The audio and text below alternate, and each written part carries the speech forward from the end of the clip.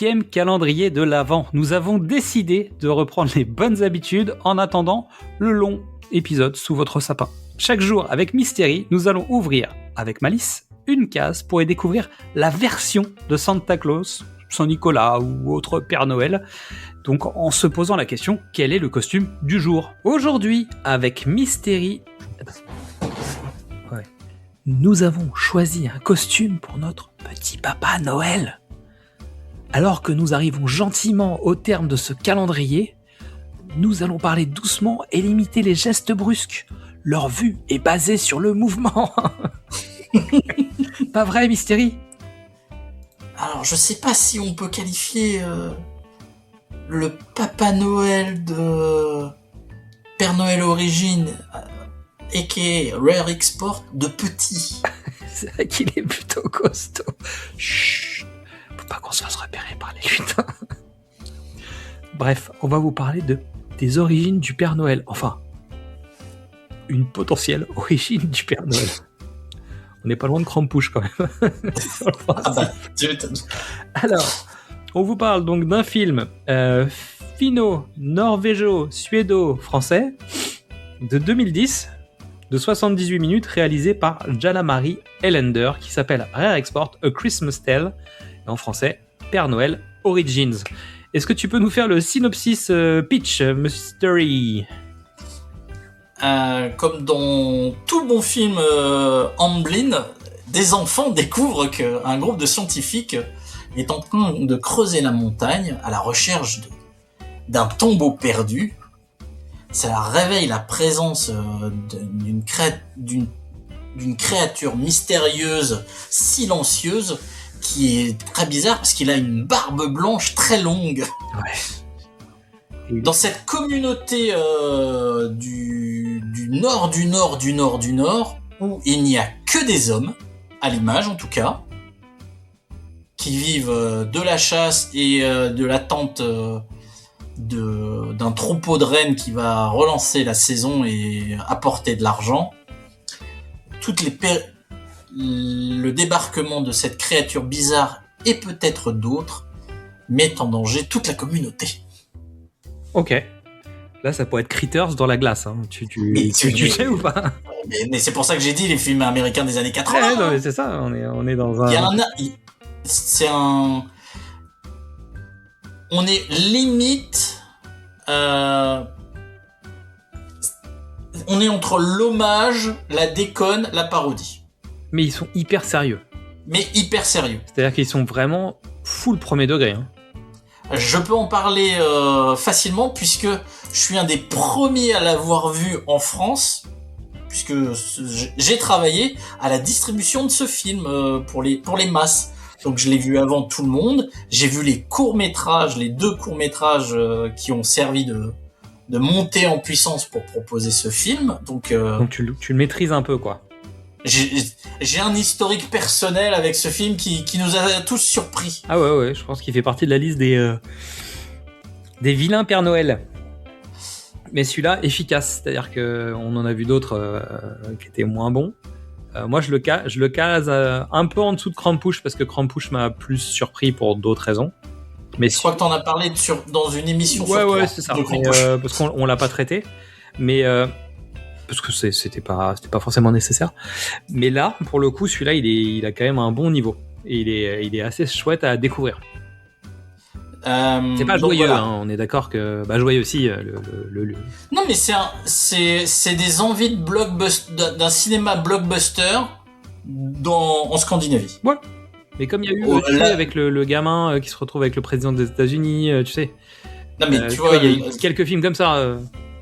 Là, il y a Trolls 2 qui est arrivé sur la plateforme au nez rouge. Il y a des envies partout dans le monde de faire de l'américain. Hjalmari Elander, c'est un gars qui avait envie de ça depuis très longtemps. C'est le réalisateur des 2 Sisu qui ont cartonné. Et de Big Game, qui est le film dont je parle, d'un petit gamin dans les pays du Nord qui se retrouve avec le président des États-Unis suite à un accident d'Air Force One ou un truc comme ça. Voilà. Président des États-Unis, qui est joué par Samuel L. Jackson. Donc c'est un mec qui a envie de cinoche. Oui. C'est très Rare Export, c'est son premier gros film, et il a pas les moyens, il a mais il fait avec ce qu'il a, et c'est très intéressant. Il a le cœur. C'est du bricolage, hein. Ouais.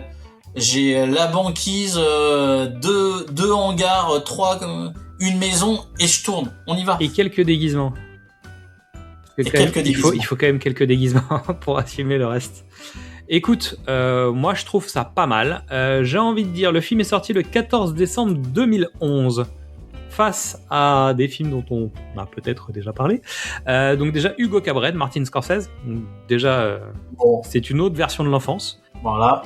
Ensuite, un petit chéri qu'on aime bien, Mission Impossible, Protocole Fantôme de Brad Bird. Donc ça veut dire que tu perds quand même une bonne partie de ton public.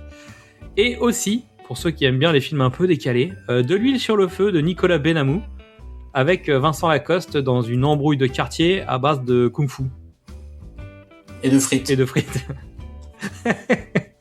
Et oui, ben, on fait ce qu'on peut, hein. C'est comme ça. Ça, il est difficile à trouver. Oui.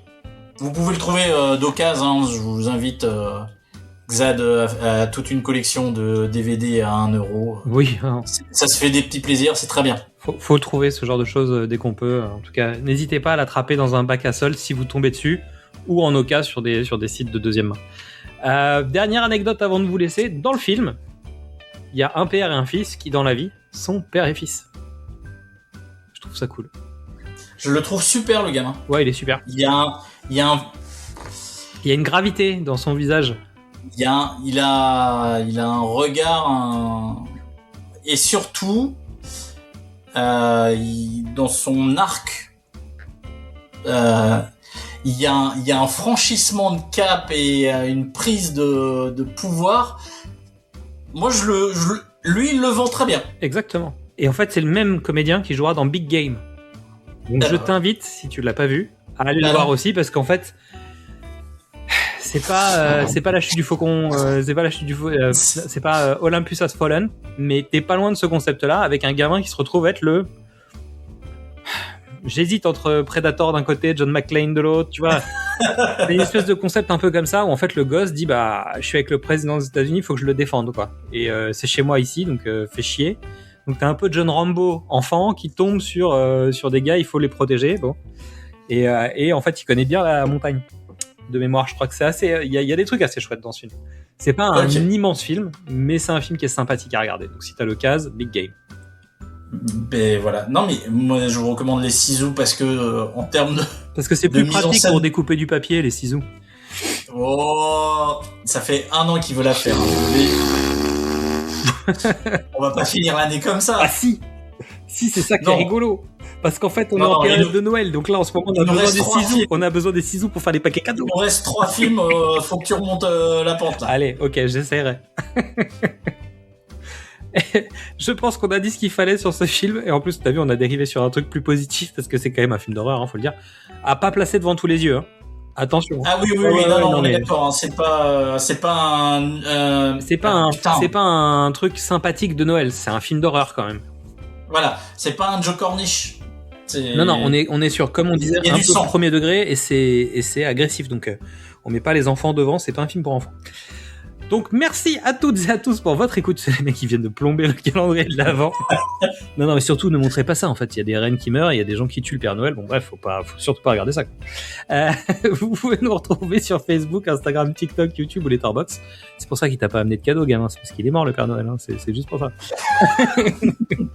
Pour nous dire ce que vous avez pensé du film du jour, vous pouvez écouter nos 4 saisons précédentes en cherchant le film de l'Avent sur vos plateformes d'écoute. Si je l'ai pas dit tous les jours, je crois que je l'ai dit tous les jours. Je crois que tu l'as dit tous les jours. Évidemment. Et on se dit à demain pour un nouvel essayage de costumes qu'on aura passé au nettoyage, parce que là, il y a des taches partout. Regarde, ça c'est dégueulasse. Ça c'est de la bave de Père Noël, ça. Tu vois. Allez, à demain!